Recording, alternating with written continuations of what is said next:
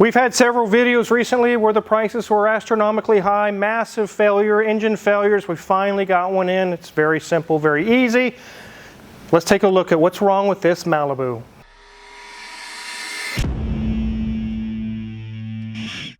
So this is a 2012 Chevy Malibu, and like I've said, we've had lots of videos here lately with huge problems with cars. We finally got one that's not such a big deal. Stay tuned towards the end of the video. You guys have been wondering, where's the Car Wizard moving to? At the end of the video, we will reveal that information and how you can go check that out. Before we dive into that though, the customer brought this in because they had an issue with their brake switch. The shifter was acting wonky. They put a new brake sensor in, or brake switch, whatever you want to call it. It didn't solve anything. We're going to talk about today how modern cars have to be programmed. Window motors, everything has to be calibrated and programmed. They're not happy with just part swapping. It also has an issue with the air conditioner that pops up every once in a while. And the thermostat is what we believe is stuck open. On the hottest of hottest days, it never even makes it to halfway. So, let's take a look around this Malibu. Here we have Case International Harvester Agriculture on the front, and you can tell this car is a daily driver. It is not a museum piece or a collector's car, obviously. We have the headlight, it's got a lot of condensation on it, it's got dents and dings all over it, some rust spots towards the back. As we go down the side, we get to the rear quarter back here, and you can see rust bubbling up pretty bad there. And this is probably a very common view for you guys watching. There's millions of these Malibus all over God's green earth. They just seem to be everywhere. No rust on this side, it's in decent shape. But as we get to the under the hood, you're going to see it's a little dirty. But before we do, Mrs. Wizard, show us the interior. There you have it, ladies and gents, 150,942 miles. And it's going to show us a little bit of age in here, but again, remember, this is a daily driver, so they have earned every one of those miles. So we move up, our dash is a little dusty. Oh, it's got what I call the baker box, with some sunglasses in there and a little rag in there, looking nice. Otherwise, everything's looking good. Not so sure what happened there. Very nice brittle starfish in the middle of that screen. Wonder if it still works. Wonder what happened to it. Simple controls for our HVAC systems. Controls there for our traction control and our hazard light. Looks like we've got more aux ports down below. Gear selector. And as we move back, well, they've got a lighter in there, and it does not smell like they smoke in here, so I'm not so sure why the lighter's here. As we move to our seat, it does look like it's got a little bit of dirt on it, and some of that is that the camera is picking it up better than the naked eye, so okay, I get that. But we do have the Autel computer in here because we're going to be showing some information on there in just a little bit. Door card is looking very nice. Back seat's got a little, you know, again, some of those marks that you see on the camera, not so noticeable in person, but again, got some snacks going on, got a little bit of stuff in there, but nothing too bad. Again, it's a daily driver. They're using this car. Headliner's looking good. Here we are back at our steering wheel. We've got a cover on here, and we are definitely seeing some wear because we're having most of what all of this said on it is now kind of rubbed off. We've got some odd marking on this side as well, so it looks like it's had a little bit of age showing there. So enough of this interior talk. It is AC season, and it's really hot in here. Let's get under the hood so maybe we can figure out the AC problem. Here we have our 2.4 Ecotec. And although these are in many, many cars, they're not a terrible engine, but they're not the greatest either. They're just kind of there. They exist. So if they're taken care of, they're okay. They're decent, but they're not super, super, super duper awesome engines or anything. Now, it is dirty in the engine bay. Maybe this person lives on a dirt road. It doesn't mean they're not taking care of their car. They could be doing their oil changes and taking care of the maintenance. It's just dirty under the hood, unfortunately. The thermostat, we have driven it several times, and it's very hot today. It will not get to halfway. It stays cool all the time. I'm going to show you some data on the scan tool here in a minute, that also with the thermostat and with the air conditioning, and we're going to talk about that pesky brake sensor. So not a whole lot going on under the hood other than the thermostat, which I'll show you where it is. Luckily, it's very easy to get to. So I'll touch my screwdriver to it. It's this little bowl-shaped thing right here. It resides underneath that cover. So luckily this won't be some crazy $5,000 job. It'll be very, very simple to get to. Let's hop in, Mrs. Wizard, and cool off with the AC and show some data. Oh, I wasn't able to show you earlier, but look, their screen does work, and it does feel nice in here. Let me tell you, Wizard, this is much better. AC is working good on this. Occasionally it won't. We'll talk about that here in a minute. But there's many vehicles out there today where there's sensors that go bad that years ago you could just replace it and call it a day. Not anymore. This customer put a brand new brake sensor. It's kind of located up the top of the brake pedal under the dash. They got it replaced and they were surprised that they saw no solution to their problem. It would be where you could just take it out of gear even with the key on. You don't even have to hit the brakes. You just put it in gear. Something was really wonky. The reason why it didn't solve their problem by replacing the bad sensors because they didn't calibrate it with a scan tool. Yes, you need expensive tools to just replace parts now. So I'll show you what we did. So we'll go to Special Function, Brake Pedal Position Sensor Calibration. It says do not apply the brake pedal through this procedure, put it in park. We did all that. Commanded state, calibrate. Yes, we're going to calibrate it. Procedure in progress. It has now been completed. That's it. That's all it took. Unfortunately, it took a $5,000 scan tool to do it. That's where we charge a little bit of money to do this because we had to pay a hell of a lot of money to buy this thing. But just swapping a sensor from a new one sometimes is not the solution. It is the solution as far as getting a new part in there, but it still may not work until you simply just push a button on a scan tool to tell the computer, hey, there's a new part, here's the new position for brake pedal released. The computer, okay, now it will work. So let's test it and see if it works now. So before I could turn the key on and I could go straight into drive without hitting the brake. Let's try it now. I'm not hitting the brake. Now I'll hit the brake. It's fixed. So that problem was solved. It didn't take thousands of dollars, but it did take thousands of dollars in scan tool equipment to solve the problem.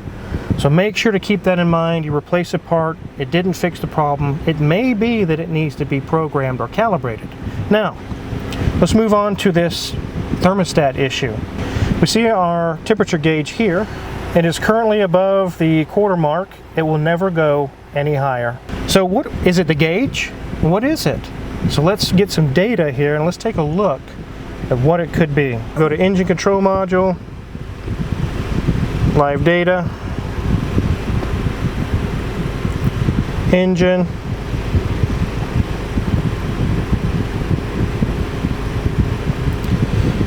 Engine coolant temperature 160.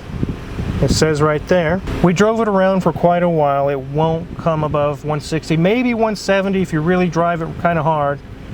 But otherwise, it stays that way. So now we know the thermostat is stuck open because it wouldn't stay that cool if it was stuck closed. It would overheat. So now we know it needs a thermostat. The gauge is correct. It's showing what would be like 160, 170, and we verified it with the scan tool. It says right now it's 159, so the gauge is accurate. So now let's talk about the air conditioning. Yeah, Wizard, let's do it, because it's working really nicely. I'm feeling quite comfortable in here. 90% of the time it works fine, but once in a while the customer says they'll go to start it and you can hear the compressor click on and off, on and off, on and off. We actually got it to do it once here. It hasn't done it the rest of the day today, but we were looking at, again, scan tool data. These things pay for themselves if you charge for using them, but they're very expensive, but they're required. You really have to have something like this to work on cars today. You can look at the data for the high side pressure for the air conditioning. Let me pull it up for you. Cooling HVAC button. Then we can scroll down. AC high side pressure, 219 psi. On a hot day, that's roughly correct. So right now it's doing fine. But when it was acting up, it would go 350, 400, and then the compressor would shut off. Then it would try to come back on again. It would go 250, 350, 400, and shut back off. So we saw it act up. We saw the pressure spiking really high. Unfortunately, Mrs. Wizard, we have to get out of the car now. Okay, Wizard. But let's talk about this. Yeah. So I've seen this a few times in the past. This isn't a common issue on any car, really. It just happens once in a while. And it's usually either there's debris kind of floating around through the system and occasionally it blocks up the expansion valve, or the expansion valve itself is failing and occasionally it sticks and the pressure spike really high, and then the computer sees that. It's like, oh my God, 400 PSI, shut that off. So okay, let's try again. It turns it back on. Oh my God, and it keeps doing that, and finally it clears up and starts working. Right now it's working fine. I don't believe it's debris in the system. This is where I use Identifix to verify my hunch. From experience, I think it might be this, I think it might be that. There's also testing we can do, but a third ingredient that really makes diagnosis so nice is having this account with Identifix. Let's take a look at what they said. The AC compressor cycles on and off and doesn't cool. It has not been serviced, no parts replaced. Vehicle bought this car new. It lists some procedures to test, which we've gone through, and what these people found was the expansion valve here in 2 cases was failed. So it's just 2 cases. It's not, like I mentioned, it's not that common. But when it was acting up, Daniel's son could tap it with his flashlight and it came out of it and started working just fine. So we now know what's wrong with the AC. It doesn't need a whole system. Think about that for a minute, guys. There's some shops out there that would say, oh yeah, bro, you got to have a new compressor, new condenser, blah, blah, blah. It's going to be $2 grand. If you take some time to investigate, it doesn't always have to be thousands of dollars. The expansion valve is like 50 or 100 bucks tops. We do have some time to replace it and this and that, but it's really not that big of a deal. And this AC problem will go away. Let me show you where it's at, though. It's kind of not easy to get to. So you can see some pipes along this hose I'm touching. They go to a 90 degree and go into the firewall. It's right there at the firewall is where the expansion valve is located. So as you'd imagine, how many people are rolling around with their windows down on a 110-degree day, kind of what it feels like today, and they were told it was the $3,000 AC replacement, and it really wasn't. It was just the $50 part. That's right. You really have to do your research and find a good, honest mechanic. There very likely could be people cruising through this hot weather with no AC because all it needed, just like in this situation, an expansion valve, and to be back on the road. Sometimes it can be a fuse. Sometimes it could be a radiator fan has gone bad. It doesn't always have to be $3 grand. This is something I've corroborated with Car Ninja, Johnny at German Motor Works, also Cameron at DC Motor Works. In today's world, you can go through 10 technicians and you will get one good one. That's how bad it's getting. We're all talking about the trades, all the skilled trades out there, and it's hard to find people who are really good at it. It really is.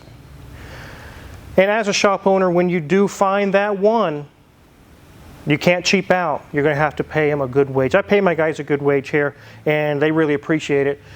But it's tough to find in this day and age a really good mechanic. So think about that. All the shops you could go to, 10 different shops, maybe only 1 or 2 has got that guy that knows exactly what he's doing and can save you a lot of money. Honesty comes into play as well. Just because they know what they're doing doesn't mean they don't want to run up the bill so they can double, triple, quadruple the price. Definitely don't want that. So are the Malibus a good car? They're in the middle. They're not terrible. They're not like a Hyundai or a Kia or something that's going to leave you stranded and an engine shell out. But a lot of them aren't maintained like they should be. They're a cheaper car. People buy them. They run them into the ground. It's like, I just need a car to get from point A to point B. I'm not going to dump a bunch of money into it. And sometimes they do receive a little abuse. But if they're taken care of, they're about in the middle of the road. They're not trashy, but they're not a Toyota or a Honda or something like that either. However, you can find them if they've been maintained. You can get these for $3 or $4 grand in decent shape. It could be a high school car or a college kid's car. And if you continue to take care of it, they can be a decent car. And when they break, it doesn't always have to be thousands of dollars. Some of the stuff on here, like we've done today, can be fairly cheap. So this is definitely an area to talk about right to repair. There's going to be a way that they can find a way to allow you to repair your vehicle as far as replacing the parts. But you have to have an expensive scan tool. And in some cases, I've found situations where you have to have a dealer scan tool to make the thing start working. So yes, you can replace that part, but maybe they've got it set up where it won't accept that part until, like I just showed you in there, until you hit that button so the computer goes, okay, I'll allow the new part now. That's all it took. So everything that we have to do with this vehicle, we got the brake pedal position sensor recalibrated. That didn't take very long. We're going to put a new expansion valve to solve the AC problem, and a thermostat will solve the running too cool issue, which computers don't like that either. It's bad to run too hot, we know that. But you'll get a check engine light if it runs too cool because of emissions reasons. I've had people replace their own parts, just bring it in and have us calibrate it or program it or whatever, and we can do that. But you have to understand there's not going to be any warranty because we didn't replace the part, you did. If there's a faulty part, it's a factory defect, I don't even know where you got it. You're going to have to take it back where you got it from and you will have to deal with it. So no warranty, but yes, we will program it, and it does cost money. Just like I mentioned, those scan tools, they don't cost $100. They're $5,000, $10,000, sometimes $15,000 for a good one. And even just buying the tool is not enough. Then they charge you $1 or $2 grand a year per tool for licensing to be even allowed to use it. So I'm not just going to eat that. It's going to have to be a charge when we use that tool, unfortunately, but that's the way it is.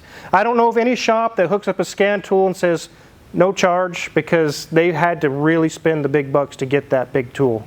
So now, the question is, and we've been getting it a lot since Tyler announced that I'll be semi-retiring soon, where is Mr. and Mrs. Wizard moving to? We haven't revealed that information yet.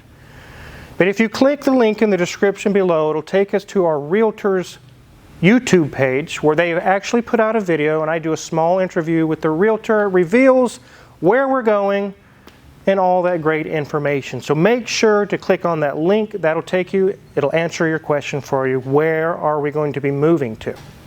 So definitely want to click on that. Also, while you're at it, if you're curious what kind of tools we're going to use to work on this Malibu or that Pathfinder or the Jeep or Maybach, all the different cars in the shop, check our Amazon affiliates link in the description below. We get a small cut and we really appreciate it if you purchase anything. Make sure to hit the subscribe button as well. There's so many more videos to come. Thanks for watching.